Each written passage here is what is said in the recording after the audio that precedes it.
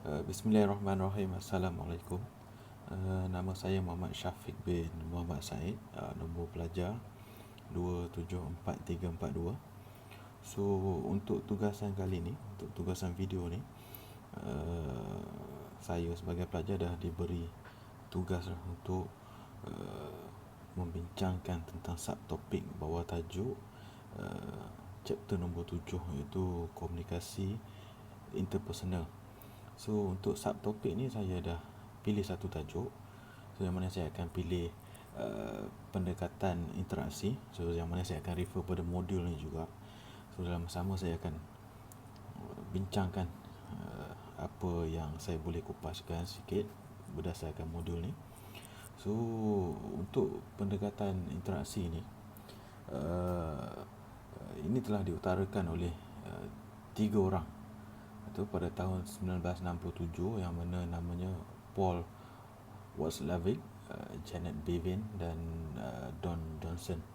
Okey, so mereka ni menjelaskan tentang proses untuk membentuk serta mengekalkan hubungan antara perseorangan lah ataupun individu sekeliling.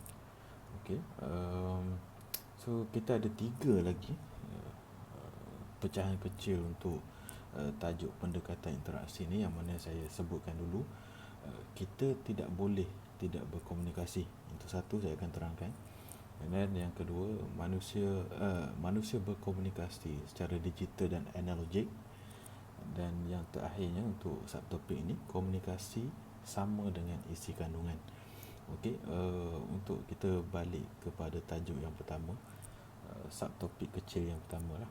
Okey, kita tidak boleh untuk tidak berkomunikasi. Yang ni sangat dalam bahasa Inggeris ni obvious, yang mana walaupun kita tak bercakap maupun kita bercakap, itu juga merupakan komunikasi. Yang mana kalau kita bercakap, sudah terang-terangan itu adalah satu bentuk komunikasi lah, antara mungkin communication antara dua hala. Okey, lagi satu, tindakan seperti mungkin membuat muka dan sebagainya, itu juga adalah satu bentuk komunikasi. Sebagai contoh terdekat anak saya, yang mana kalau kita suapkan makanan yang dia tak suka, dia akan tolak ataupun dia akan muntahkan balik. Itu komunikasi lah. Maksudnya dia tak suka benda tu. So kita sebagai, macam saya sebagai seorang ayah, so kita tahulah anak kita tak suka dengan makanan yang kita cuba bagi pada dia. Okey, kita go through untuk subtopik ataupun pecahan isi yang kedua, iaitu manusia berkomunikasi secara digital dan analogik. Ini agak kompleks untuk terangkan dalam bahasa biasa. So saya bacakan dulu bahasa reference yang ada dekat sini. So komunikasi bukan verbal adalah analogik, manakala komunikasi verbal adalah digital. Okey, contohnya macam ni. Contoh yang diberikan ni Hari Guru lah. Okey, satu, kita mengucapkan selamat Hari Guru mungkin dalam nada yang kasar, secara tak sengaja mungkin. And then dalam masa sama kita menghadiahkan bunga yang melambangkan kita menghargai. So untuk verbal, secara verbal kita mengucapkan selamat Hari Guru tu, ya, itu adalah salah satu komunikasi digital. Dan dalam masa yang sama yang kita memberikan bunga sebagai penghargaan, itu adalah analogik. Jadi komunikasi analogik. Sebagai contoh terdekat, apa yang saya dah aplikasikan dalam hidup saya lah. Okay, paling dekat adalah mengucapkan selamat ataupun meraihkan hari jadi ataupun hari lahir, terutamanya anak saya ataupun isteri saya. So yang mana kita akan mengucapkan secara digital, iaitu secara verbal, dan dalam masa yang sama komunikasi analogik ni, mungkin saya memberi hadiah, mungkin secambang bunga ataupun belanja special treat dinner, okey, untuk anak saya. Itu mungkin analogik. Okey, so kita go through yang terakhir, subtopik ataupun isi subtopik yang terakhir. So komunikasi sama dengan isi kandungan, membentuk hubungan.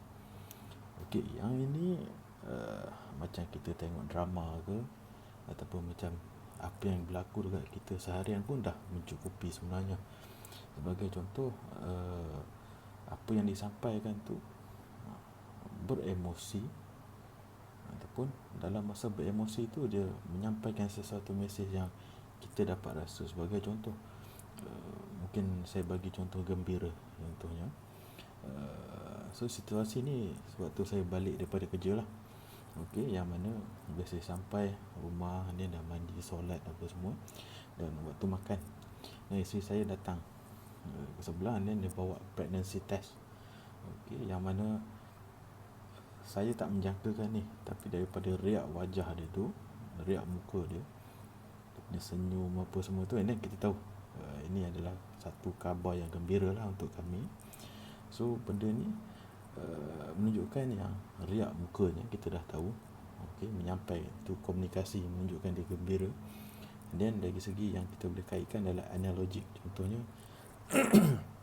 Contohnya macam yang saya sebut yang poin kedua tadi tu, komunikasi secara analogik, yang mana dengan pregnancy test tu kita tahu itu adalah mungkin dekat situ ada positif. So maknanya isteri saya sudah positif hamil masa tu. So kita tahu itu adalah komunikasi analogik. So maknanya sebagai rumusannya, ketiga-tiga ni adalah mempunyai hubung kait yang rapat lah, yang mana kita tak boleh elak. Maknanya nak ataupun tak nak, komunikasi akan tetap berlaku. Okey, so itu betapa pentinglah, seperti yang saya akan rumuskan. Dia akan berkait dengan pengenalan seawalnya, yang mana dia mengatakan proses ini membentuk serta mengekalkan hubungan antara perseorangan ataupun individu. So ini amat jelas, amat penting untuk kita, dan kita sebenarnya telah mengaplikasikan benda ini dalam kehidupan seharian kita.